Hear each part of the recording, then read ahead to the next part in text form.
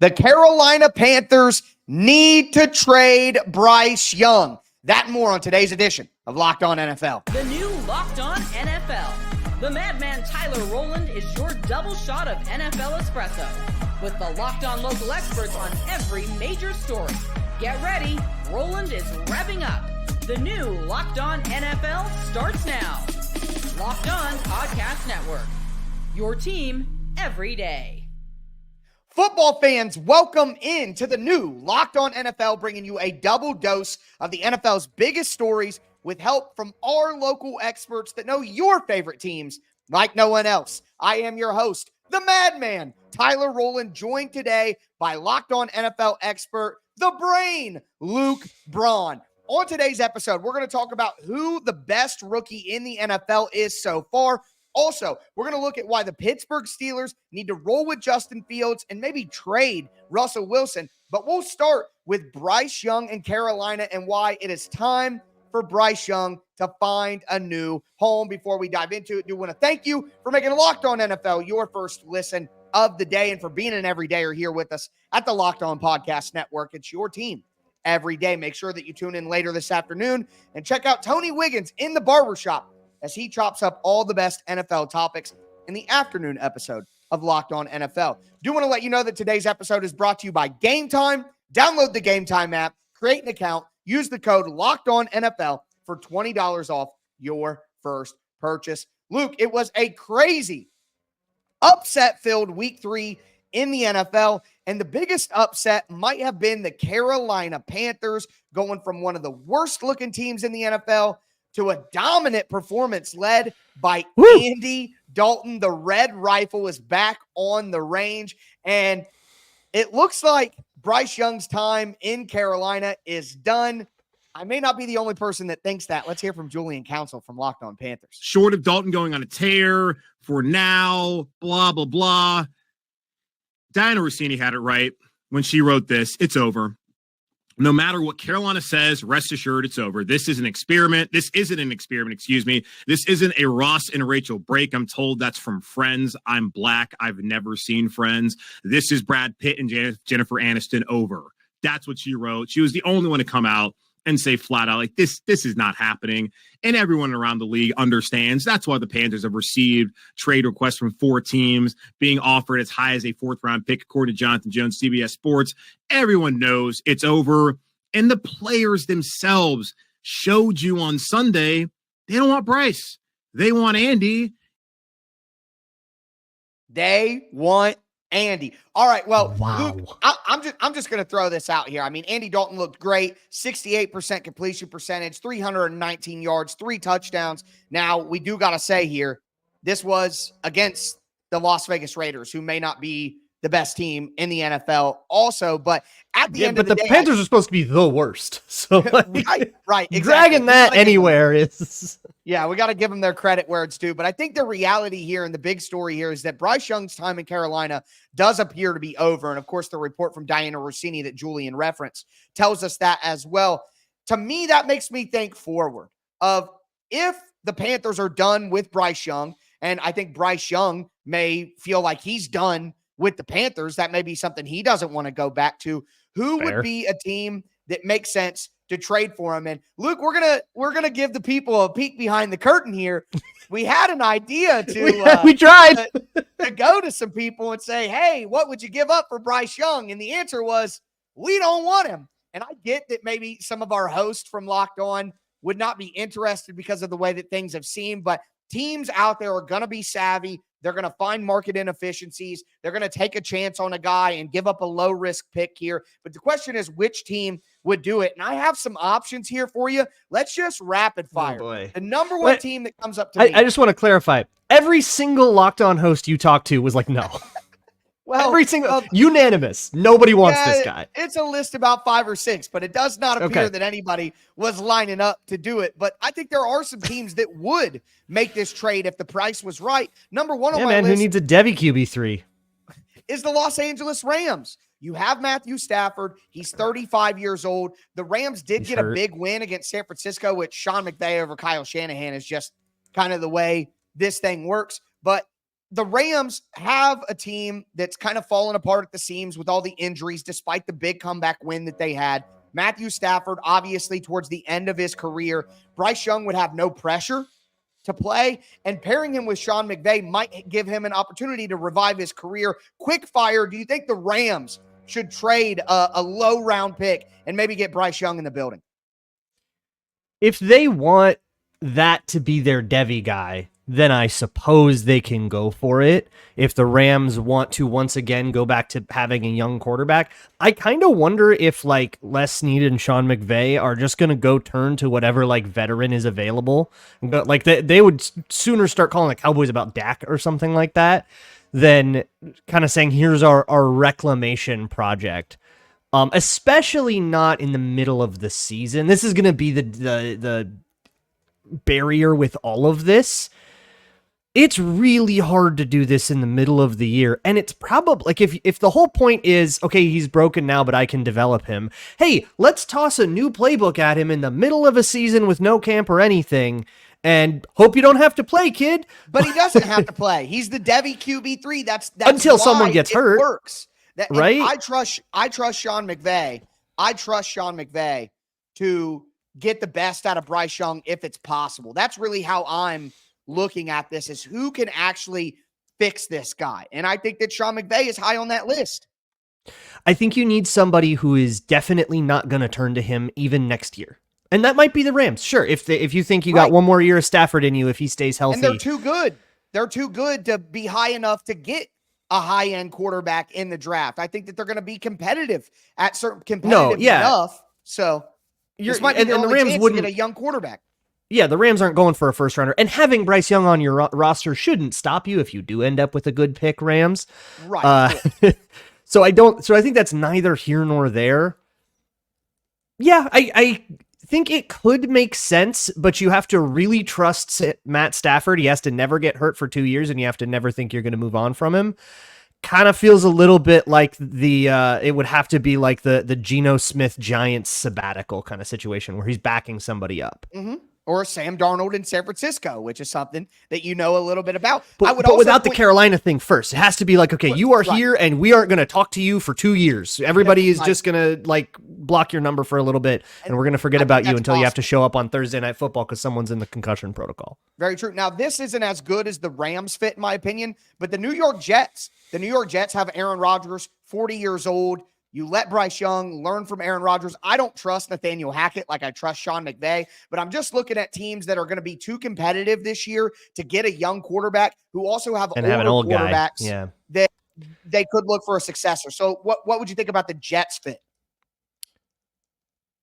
The money is going to be, I think, a little bit interesting with the Jets because who knows what happens with Aaron Rodgers, right? If he goes and plays another year next year, then sure, and it's kind of a moot point. But if he doesn't, you've got like guaranteed salary and stuff, and you got to deal with that. And the other thing you got to remember about Bryce Young is that he is carrying $10 or $12 million cap hits, or I guess it would be that's why the draft pick would have to be very low. I'm thinking 6th, 7th round compensatory. Yeah, 7 or 9 or something like that. Yeah, it would have to be a low draft pick for sure. And I don't think the Carolina Panthers get to demand anything higher than that. Nope. But with that money transferring over, you have to make sure that fits. And are we doing that for a guy that is probably entering your roster as QB3? And he's going to be like inactive on game days, but dressed as the emergency QB.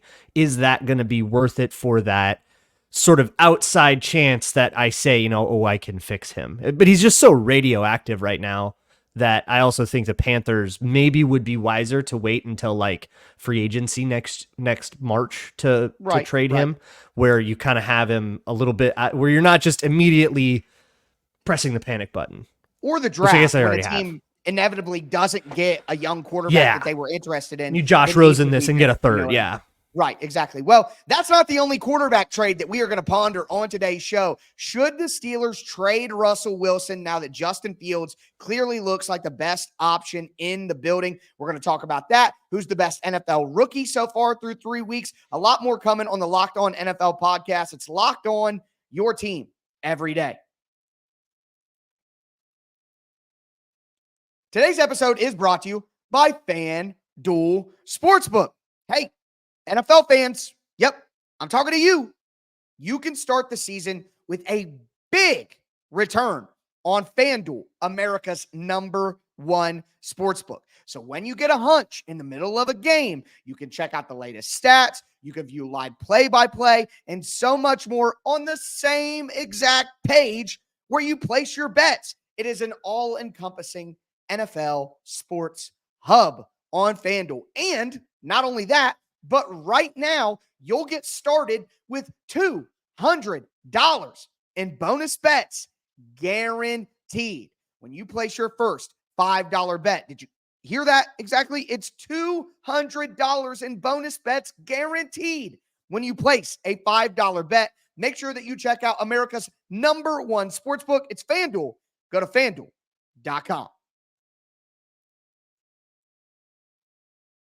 All right, Luke, let's continue today's edition of the Locked On NFL podcast. We talked about some potential Bryce Young trades, some teams that it would make sense for, whether it would make sense whatsoever. But now we got to talk about another quarterback situation that has been interesting to watch, honestly, throughout the entire offseason, and that is over in Pittsburgh. Now, the Steelers have moved to 3-0 on the season, led by Justin Fields, and the buzz is there in Pittsburgh at this time. Let's go to Chris Carter, Locked On Steelers. I can't help but look at the upside for the offense and think that could be the most exciting part of the team, because we kind of knew about the defense. But if this offense does take steps forward, that makes this team a whole different level of competitor.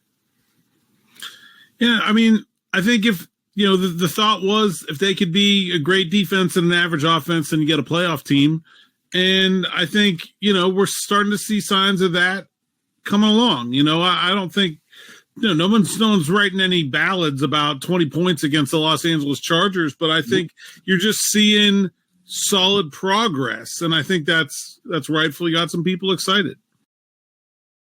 I mean, I think that while the Steelers may not ever have one of the best offenses in the NFL, I think that they can improve. I think that they can get better. And I think that while it's been a little shaky early on, I think that they can absolutely be an average offense and maybe even a little bit above average with Justin Fields. Am I crazy to think that? I mean, is that not what they're doing so far? I mean, like, kind of. It's so unbelievably funny to me that it doesn't matter who you are, you will play your worst football in Chicago. It's just this like trope of everything. Like, Chicago just brings out through multiple regimes. It just keeps happening to them. Fields kind of balling out. Meanwhile, Caleb Williams is sort of sputtering to get off the ground. Has just another kick to the nuts. But I don't want to go too crazy on the Steelers because I know Justin Fields, and I know that there are limits to what that offense can do. It doesn't threaten every blade of grass on the field. Getting him out in space and getting him on the run, and especially getting him scrambled and on designed runs and stuff, is great stuff that helps, especially in like third and short and kind of high leverage situations, can sort of shorten the sticks for you. That's great. But there will come a time where a defense figures out exactly what they do and don't have to respect, and that he's going to have to try to create something that isn't free. And that we'll see what happens when the Steelers get there. But I also know better than to look at the Steelers, who are always have a better record than they're supposed to, and be like, surely that'll crash back down to earth. It never does. They'll be the 6th seed. They're going to lose in the wild card round. It's just the way that God works. I don't know. Yeah, the football gods definitely want the Steelers in for one reason or another. But one thing that I have continued to say is I think that while the offense is going to be limited, I agree with you there. I think that in those limitations, Justin Fields still gives them higher upside than Russell Wilson, which leads me to my next point. I feel like Lawrence Taylor and the Waterboy right now. Why keep Russell Wilson? And Russell Wilson, who we know wants to play. That's the whole reason that he came. He signed a low deal for veteran minimum to come to play. He didn't sign a veteran minimum deal to be Justin Fields' backup. So I would not be surprised if behind the scenes, Russell Wilson would be interested in a trade. And if Russell Wilson were to get traded, I think there is a clean fit out there for him with a team that has a lot of quarterback uncertainty down on South Beach, the Miami Dolphins. Let's hear from Kyle Krabs about that. Just the whole thing was very disjointed. And if you're going to call a game based on timing, and if you're going to call a game based on precision on the road with the player who's in the system, that goes back to some of the things that we had the reaction on the postgame show that I'm not going to get back into here. But if he's not capable of doing that, and that's how you want to call a game, then you can't keep doing that. And that includes the player who's executing as well. This should be Tyler Huntley territory, in my opinion. Now, Mike McDaniel is speaking as I am recording this right now, and said there's a lot of stuff, quote, there's a lot of stuff on the table as far as Skylar Thompson's health. Regardless of whether he could play or not, I don't know how you can make that choice and go back there. Tyler Huntley forces you to do something different. Now, I agree with Kyle. Tyler Huntley definitely makes you call the offense differently than you would with Skylar Thompson, because it wouldn't make sense to not use Tyler Huntley's mobility. And obviously he's got more mobility than a guy like Skylar Thompson. But if you want to do something different in Miami, with the announcement coming that Tua is going to meet with an independent neurologist, who knows whether he's going to be back this year with him being on IR. Right, true. Why wouldn't the Dolphins go out and make an easy trade for a little money? It's not complicated like Bryce Young. No, it's why wouldn't that the minutes? It's negligible. Exactly. Go out and make a trade for Russell Wilson, who maybe you disagree, Luke, but Russell Wilson is a better quarterback than Tyler Huntley or Skylar Thompson or Tim Boyle or whatever options that they have. Miami is not a team in a position to just tank the season because we don't know what's going on with Tua. They need to go compete right away. I think the Miami Dolphins should go trade for Russell Wilson and see what happens. I kind of do disagree. I think I would rather have Tyler Huntley if I'm Miami. What if Russell Wilson could actually do stuff with his legs still? That's like what Tyler Huntley is to me. They both have these major, it's sort of similar to Fields. There are these like major deficiencies on what they can and can't do. You cannot run your full complement of playbook with Russell Wilson, of stuff over the middle. Justin Fields having the same issue, so the Steelers can't really solve their problem. Right. And the thing about it too, like, at the end of the day, the Miami Dolphins brought in Tyler Huntley for this and this specifically, or Skylar Thompson, or whoever they decide there, to just start looking around and going grabbing, whatever floats by. Would sort of imply that those other moves were more random than they ever are. If they don't go with Skylar Thompson, if they don't continue with Skylar Thompson, they'll go with Tyler Huntley, and that's going to be it for that. And I think the Steelers, a great reason not to do this is Justin Fields is still young. Mm-hmm. Russell Wilson is also still hurt, so you can't pass a physical right now. Yeah, so that's going to put a damper on any trades. Will he be able to pass a physical before the deadline anyways? But the Dolphins at least have this week. They play the Titans on Monday Night Football. They're going to go to 2-2. So they don't have to worry about this week. It doesn't matter. They could play no quarterback. Oh my goodness. What a, the quarterback on the other team is going to make sure that they win the game. So the Dolphins don't need a quarterback for this week, which gives them a little bit more time to see if Russell Wilson is healthy. Yeah. Has a team ever been outscored by the other team's defense twice in a year? Because that might happen. I mean, it can happen every week in Tennessee, but that's a story for another time. Another time, yeah. Boy, what a clunker of a Monday Night Football matchup. But it might be Tyler Huntley. I would, if I'm in Miami, I would go with Tyler Huntley. I think he's proven more, and he's exactly for this. Like, that's what he was for in Baltimore for so long. Like, he is precisely for this. I don't think Russell Wilson brings you any further. And if I'm Pittsburgh, I like Russell Wilson in the building still as a veteran presence that isn't here on a gigantic contract and getting his own office in the building and larger than life, right? Like, he's here now as a veteran. That's where I disagree with you though, Luke. I think that Russell Do you think Wilson the vibe is like that? I think Russell Wilson has been known as a malcontent. I think he's a type of guy who isn't well liked by all of his teammates. And I think that Russell Wilson could be a problem in the locker room if he's healthy and isn't the starter, not a non-issue. I actually think that could be. Well, then I'm trading him to the Patriots just to sabotage them.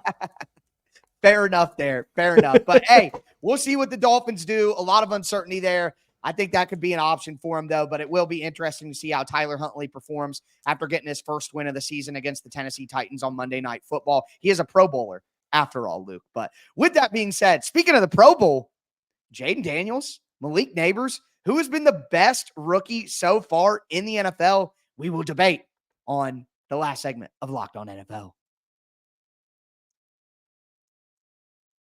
First, do want to let you guys know that today's episode is sponsored by BetterHelp. All right, guys, you get older, you stop trying to learn, and that's not right. As an adult, you need to make time to learn new things. That's something that you can't just lose in childhood. Kids are always learning and growing, but as adults, we lose that curiosity. Therapy can help you reconnect with your sense of wonder because your back-to-school era can come at any age. I've worked with BetterHelp before. It was a good experience. So if you're thinking about starting therapy, you need to give BetterHelp a try. It's entirely online, designed to be convenient, flexible, and suited to your schedule. Just fill out a brief questionnaire to get matched with a licensed therapist, and you can switch therapists at any time for no additional charge. Make sure that you rediscover your curiosity with BetterHelp. Visit BetterHelp.com/lockedon to get 10% off your first month today. That's BetterHelp, HELP.com/lockedon.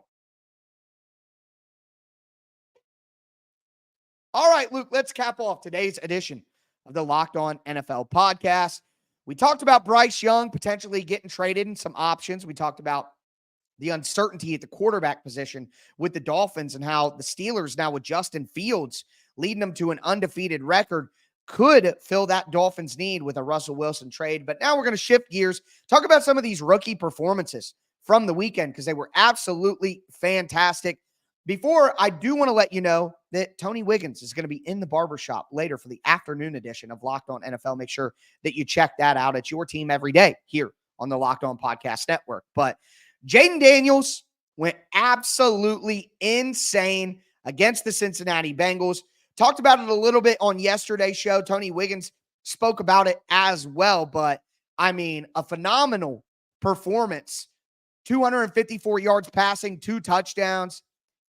Ran the ball as well. Absolutely phenomenal. And we're going to hear from my guy, David Harrison of Locked On Commanders about that. It was supposed to be the Cincinnati Bengals get-right game. Instead, it turned out to be Jayden Daniels' coming-out party. This is David Harrison of the Locked On Commanders podcast. 38-33, the final score in Week 3, Monday Night Football. The Washington Commanders come into Paycor Stadium in Cincinnati, Ohio, and go home 2-1. Meanwhile, the Cincinnati Bengals are 0-3. Jayden Daniels, 2 touchdown passes, 1 touchdown running. Brian Robinson, Austin Eckler, another touchdown run themselves. And perhaps the biggest story, Terry McLaurin getting his first touchdown catch of the year, 100 yards on 4 catches total for the night, including a 55-yard touchdown bomb from Jayden Daniels to seal the win. And, of course, wide receiver 1, Trent Scott, offensive tackle, getting his first career touchdown pass. He and Jayden got to figure out how to split up that touchdown ball because it's each of their first touchdown passes of their NFL careers. For more on this and everything Washington Commanders, check out the Locked On Commanders podcast 5 days a week, part of the Locked On Podcast Network, your team every day.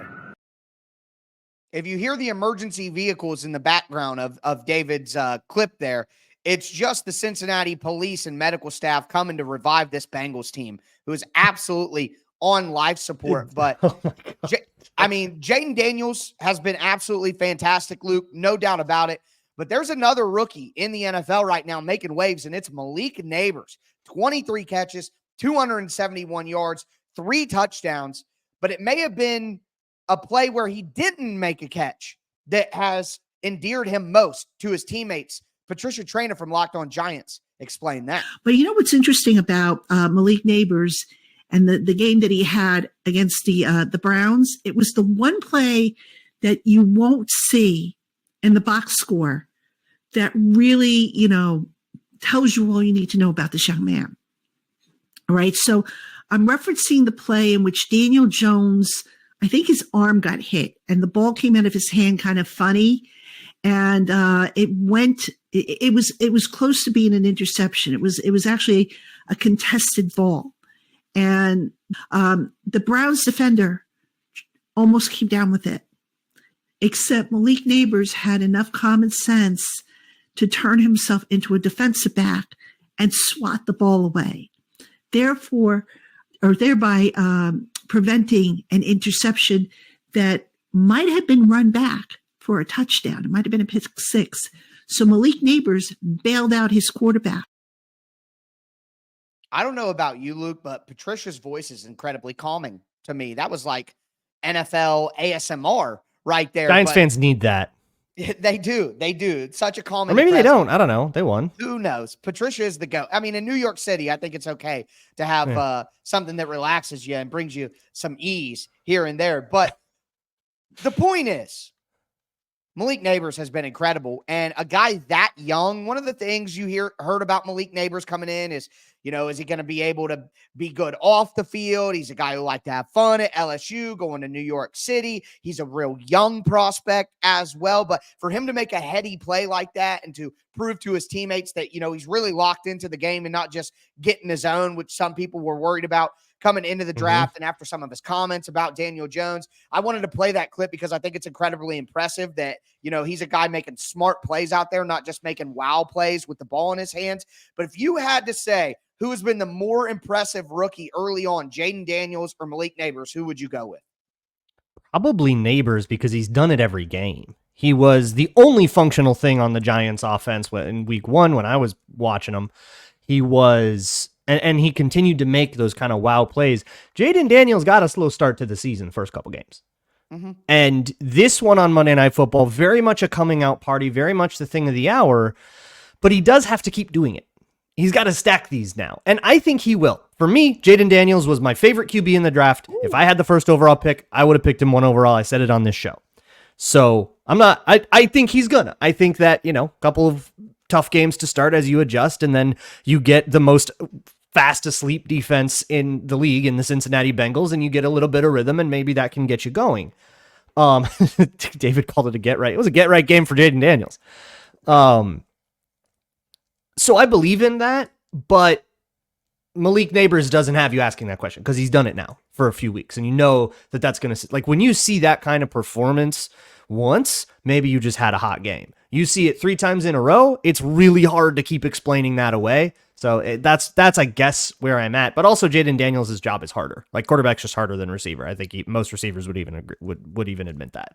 And that's a great jump off point, because I'd go with Jayden Daniels, and especially to me, it's highlighted by the fact that all of these young quarterbacks around the NFL are struggling so bad. Jayden Daniels may have lost in week 1, but he didn't have an interception. So you go to week 2, 23 for 29, 226 yards, adds 44 yards rushing, another game, no interceptions, despite the fact that he got sacked 5 times. And some of that may have to do with his style of play as well. Sacks aren't all on offensive linemen. He brings it on him.